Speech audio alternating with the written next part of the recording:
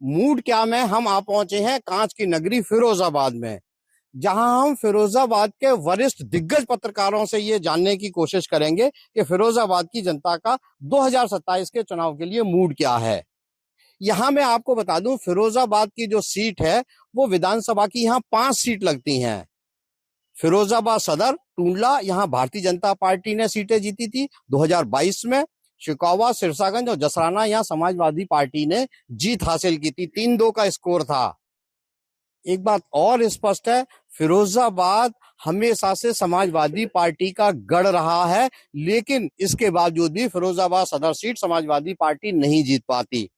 तो आइए एक वरिष्ठ पत्रकारों से ये जानते हैं, और इनका राजनीति को कवर करने के लिए बड़ा लंबा अनुभव है, इनसे ही जानते हैं कि पब्लिक का मूड क्या है। क्या नाम है आपका? राजकुमार सिंह है मेरा नाम। राजकुमार जी, क्या इस बार 2027 का चुनाव आ रहा है, पब्लिक का मूड क्या लग रहा है? 2027 के चुनाव में जो हम फिरोजाबाद विधानसभा की बात करें तो अभी मुद्दे कई हैं यहाँ पे। जैसे पानी की समस्या का तो हल हो गया, लेकिन उद्योग के मामले हैं। उद्योग जो है उसे गैस नहीं मिल पा रही, काफी उद्योग चालू नहीं हो पा रहे हैं। और भी समस्याएं हैं जिनका निदान होना बहुत जरूरी है। तो ये मुद्दे चुनाव में जरूर बनेंगे और पार्टियां इन्हें रखेंगी। आमतौर पे यूपी में जो चुनाव होता है वो जातिगत आंकड़े के आधार पर होता है। फिरोजाबाद के जो सदर विधायक हैं मनीष सिसोदिया, उनके समाज के केवल 500 वोट हैं, फिर भी वो कई वर्षों से यहाँ जीतते आ रहे हैं। तो क्या इस बार भी जीत मिलेगी या ये तिलिस्म टूटेगा? क्योंकि अक्सर देखा जाता है समाजवादी पार्टी के वोटों का विभाजन हो जाता है, जिस कारण भारतीय जनता पार्टी सदर सीट जीत जाती है। सदर सीट में हमेशा वोटों का विभाजन रहा है। हमेशा समाजवादी पार्टी के वोट जो है अंतिम दौर में जो वोट होते हैं वो एचएम चुनाव हो जाता है यहाँ शहर का। तो इसलिए लास्ट में स्थिति बदल जाती है।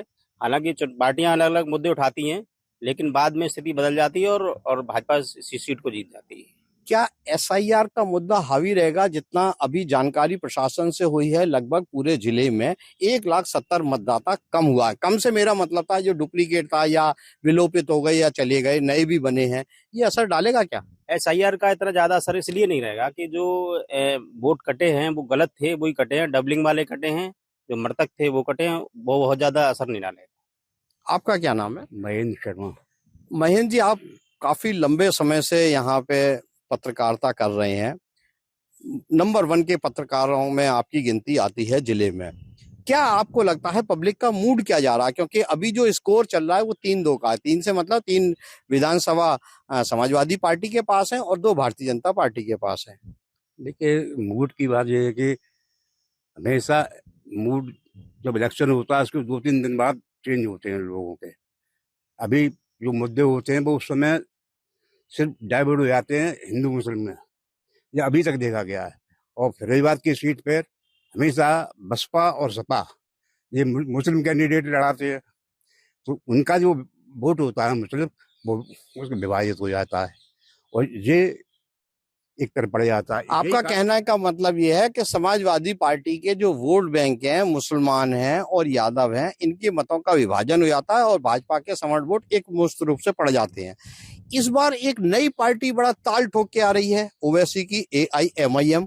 पहले भी उसने फिरोजाबाद में काफी समाजवादी पार्टी को हराने में मुख्य रोल अदा किया है। इसको कैसे देखते हैं? नहीं तो वो उसका भाजपा पे तो कोई असर पड़ेगा नहीं, ना पहले पड़ा था ना पड़ रहा है। जो असर डालेंगे वो फिर उधर ही डालेंगे। जो बात चली आ रही है वोटों का विभाजन वो उधर करेंगे, इधर वोटों का विभाजन नहीं कर पाएंगे। ठीक है, आपका क्या नाम है? शैलेंद्र गुप्ता शैली। शैली जी, आप लगभग 35 साल से पत्रकारिता कर रहे हैं, राजनीतिक बीट भी आपने अच्छी तरह से कवर की है। क्या देखते हैं पांचों विधानसभा का सिनेरियो? देखिए, सपा का जो ग्रामीण वोट बैंक है वो तो यादव और मुस्लिम पर आधारित है, उसमें विभाजन थोड़ा कठिन होगा।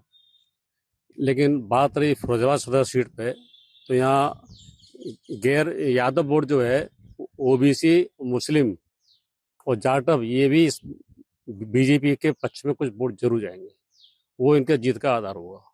समाजवादी पार्टी लगातार कह रही है PDA का फार्मूला लागू होगा। क्या फिरोजाबाद की पांचों विधानसभा में PDA का फार्मूला लागू होते दिखता है क्या? नहीं लागू होगा। लास्ट में वो हिंदू मुस्लिम होना है। और इस बार सदर सीट पे जो हम देख रहे हैं, बसपा साल गेम चेंजर होगा।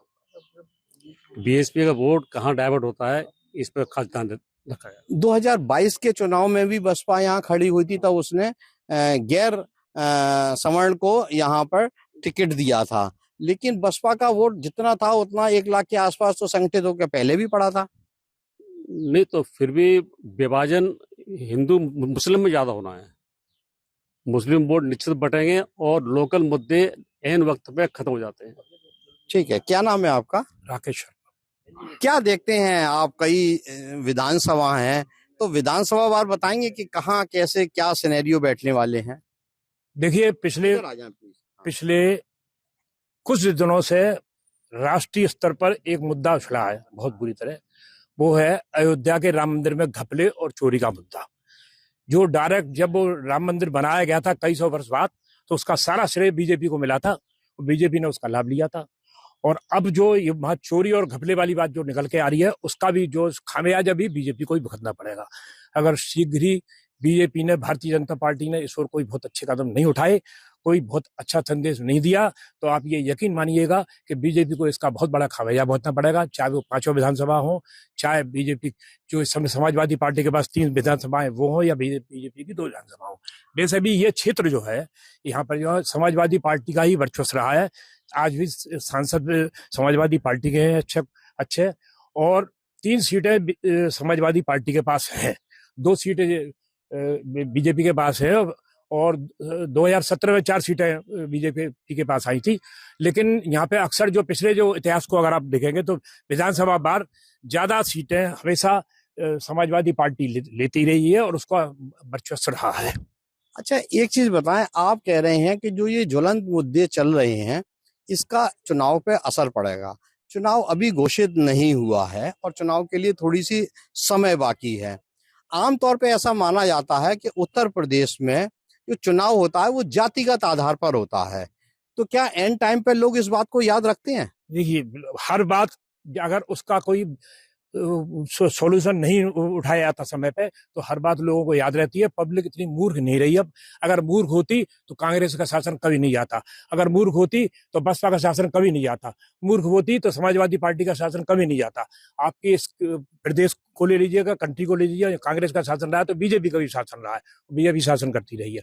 और बसपा ने भी क्षेत्रवार कई जगह शासन किया है, और समाजवादी पार्टी का भी वर्चस्व रहा है, जो उसका अभी भी कई जगह है। इस क्षेत्र में, यूपी में जो डायरेक्ट जो लड़ाई है वर्तमान में, ये मानी जाती है कि भाजपा की समाजवादी पार्टी से ही लड़ाई है।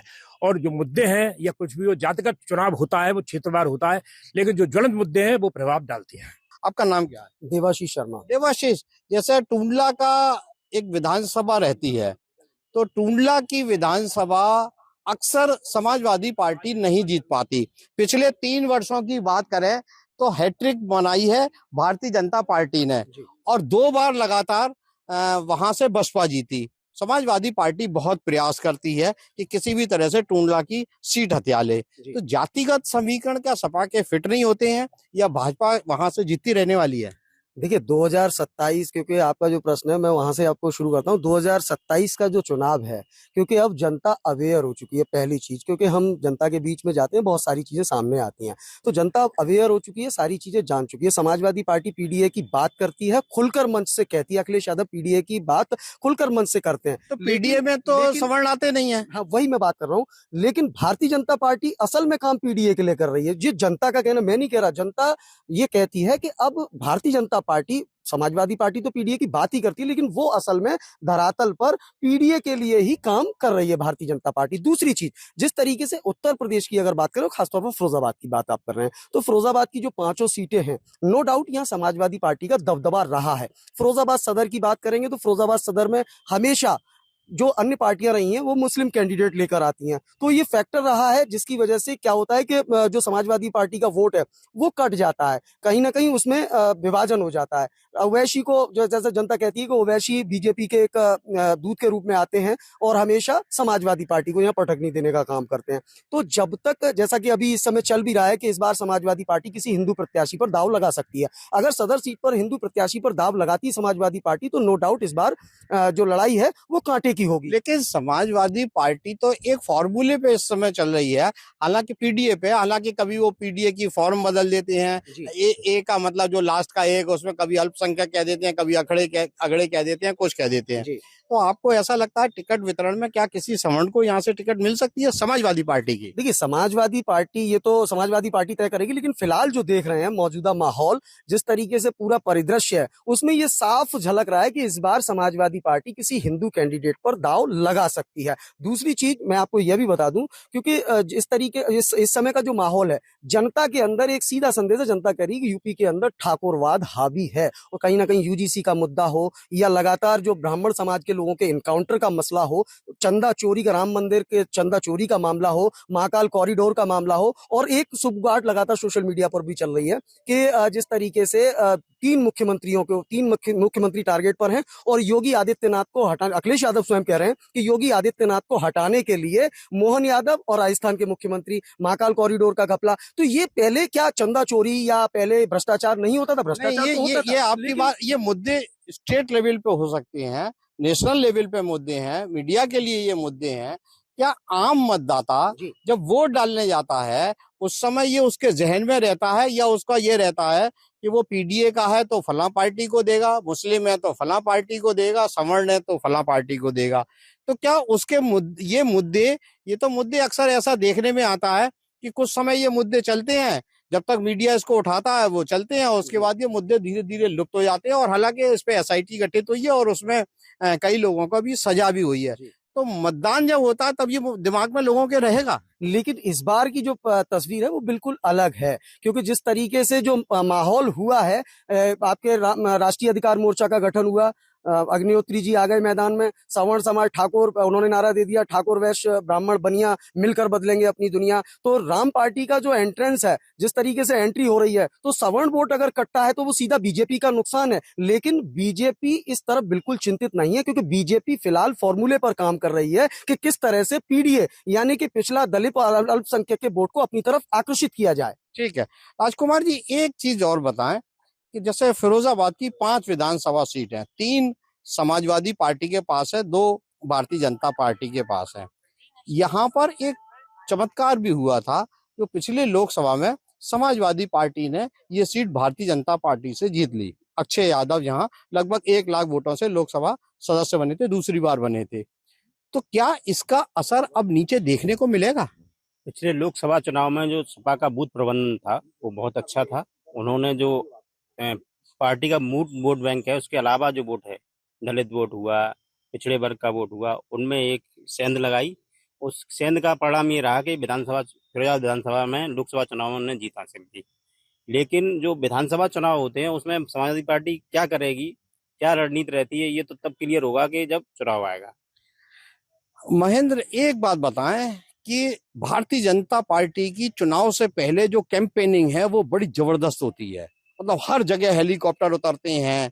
तो क्या समाजवादी पार्टी इस तिलिस्म को तोड़ पाएगी? क्योंकि अभी देखा गया बंगाल में जो चुनाव हुआ था, वहां पे हमारी क्षेत्र के, मतलब उत्तर प्रदेश, राजस्थान, गुजरात, सारे जगह के कार्यकर्ता झोंक दिए गए थे बंगाल में, और भारतीय जनता पार्टी ने वहां ऐतिहासिक जीत हासिल की थी।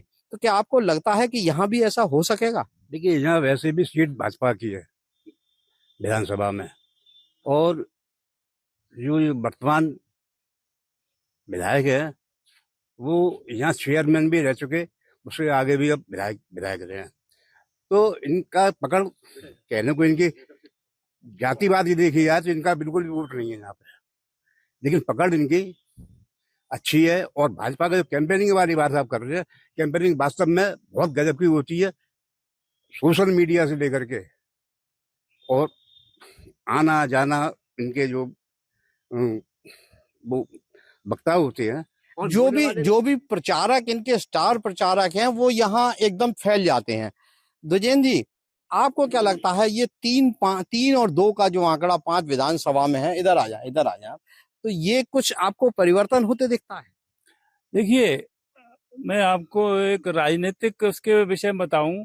अब की बार फिरोजाबाद में समाजवादी पार्टी कुछ विशेष करने की इच्छुक है, और आप ये मान के चलें कोई सैफई परिवार का आपके जनपद में चुनाव लड़ सकता है। विधानसभा का चुनाव किसी जगह भी लड़ सकता है, नजदीकी अपने उसमें लड़ सकता है। तो वो केवल इसीलिए कि वो बीजेपी के लोगों को शिकस्त दे सके। और वहीं दूसरी तरफ हमारे यहाँ के जो मंत्री महोदय हैं जयवीर सिंह, उनके परिवार का भी प्रयास है कि उनके परिवार से कोई लड़े। तो ये इस बार टक्कर बहुत कांटे की होने की जा रही है और कुछ परिवर्तन एक आध सीट का आ सकता है बस। नहीं, प्लस माइनस हो सकता है, 3 सपा पे है, 2 भाजपा पे है। बस प्लस माइनस ये हो सकता है, एक सीट का खेल हो सकता है। ये नहीं है कि हम सपा को निगलेक्ट कर दें, सपा का गढ़ रहा है, सपा का घर है और अब की रणनीति बहुत इस जिले के लिए विशेष रूप से जो मुझे जानकारी है उसमें। अच्छा, एक बात और बताएं, ओवैसी का फैक्टर यहाँ रहेगा? नहीं, क्योंकि ओवैसी हमेशा उस कैंडिडेट को यहाँ पे खड़ा कर देते हैं जो भारतीय जनता पार्टी को जिताने में अहम भूमिका अदा करते हैं। हाँ, तो वो ओबीसी तो ये करेंगे ओबीसी करेंगे। उसका नुकसान हमारी सदर सीट पे ये सपा को मिलना है, उसमें ये बीजेपी की मजबूती रहेगी। तो ये जो है वो तो होना ही होना है। सदर सीट पे आप ये मानो, चाहे वो सवर्ण ले आए और चाहे किसी अल्पसंख्यक वर्ग के उसको लेके आए, लेकिन हमको ये लगता है कि लड़ाई में जो है बीजेपी सदर सीट पे भारी पड़ेगी। तो ये फिरोजाबाद के वरिष्ठ पत्रकारों की राय है जिनको 10 साल से ज्यादा का अनुभव है। बहुत सारे तो ऐसे हैं 20-20, 25-25 साल से राजनीति की बीट कवर कर रहे हैं। अब फिरोजाबाद की 5 विधानसभा सीट इस बात पर डिपेंड करेगी कि कैंपेन कैसा हो। क्या समाजवादी पार्टी के गढ़ में जो भारतीय जनता पार्टी एंटर कर चुकी है इसको हटाएगी, या समाजवादी पार्टी दोबारा से उसी वर्चस्व के साथ लौट के आएगी जो मुलायम सिंह यादव के कार्यकाल में आई थी। तब यहाँ पे 4-1 का स्कोर हुआ करता था, यानी 4 समाजवादी पार्टी के पास सीट थी और 1 भारतीय जनता पार्टी के पास थी। हालांकि एक फैक्टर और यहाँ लागू होना है, वो है मायावती का। कभी कभी परोक्ष रूप से या प्रत्यक्ष रूप से मायावती की पार्टी इशारा कर देती है कि दलित वोट का इस तरफ झुकाव होगा। ऐसा कई बार देखने में आया है कि जब उनका कैंडिडेट हारता है तो वो किसी और तरफ इशारा कर देते हैं। तो क्या ये इशारा भी एक अहम भूमिका अदा करेगा, ये अभी देखना बाकी है। सुधीर शर्मा, फिरोजाबाद।